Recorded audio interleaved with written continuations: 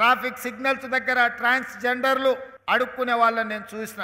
సమాజము వాళ్ళ పట్ల నిర్లక్ష్యంగా వ్యవహరించడం, వాళ్ళ పట్ల మానవీయ కోణంలో ప్రభుత్వాలు ఆలోచించకపోవడం వల్ల విధి లేని పరిస్థితుల్లో సమాజ నిర్లక్ష్యానికి గురైన ట్రాన్స్జెండర్లు అడుక్కునే వృత్తిని వాళ్ళు చేపడుతున్నారు. అందుకే ట్రాఫిక్ సిగ్నల్స్ దగ్గర వాళ్ళు ఉంటున్నారు. కాకపోతే వాళ్ళకు ఒక షార్ప్ సెన్స్ ఉంది. ఎప్పుడు సిగ్నల్ మారుతుంది, ఎప్పుడు ట్రాఫిక్ ముందుకెళ్తుంది, ఎప్పుడు ట్రాఫిక్ ఆగుతుందో శిక్షణ పొందిన వాళ్ళకంటే కూడా వాళ్ళు వేగంగా గుర్తుపడుతుంటారు. అందుకే నేను డీజీపీ అదేవిధంగా అనితా రామచంద్రన్ గారికి అదేవిధంగా హైదరాబాద్ కమిషనర్ చెప్పిన వాళ్ళని ట్రాఫిక్ అసిస్టెంట్స్గా పోలీస్ డిపార్ట్మెంట్లో తీసుకొని వాళ్ళ చేతనే ట్రాఫిక్ను నియంత్రించండి.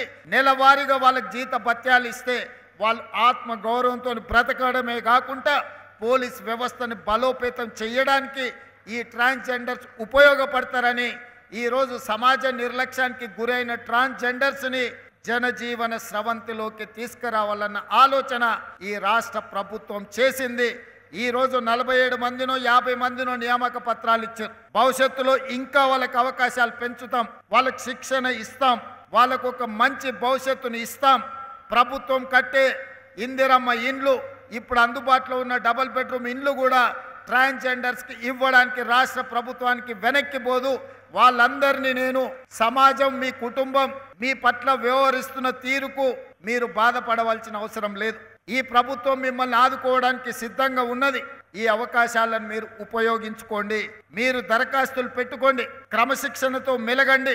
ఈ ప్రభుత్వం ఏ బాధ్యత మీకు అప్పచెప్తుందో బాధ్యతాయుతంగా వ్యవహరించండి. తప్పకుండా మీకు మంచి భవిష్యత్తు ఉంటుంది అని చెప్పి నేను ఈరోజు ట్రాన్స్జెండర్ సమాజానికి నేను చెప్పదలుచుకున్నాను.